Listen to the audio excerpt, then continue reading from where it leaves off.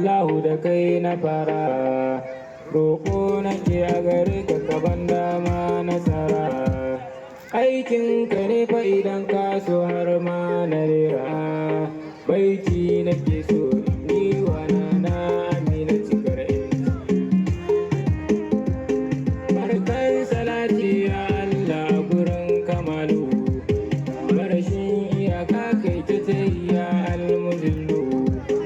A gare shi Allah kun rahe sakaful kamalu, shi ne nake so kai ta yi wa wannan da ya mana sassauci.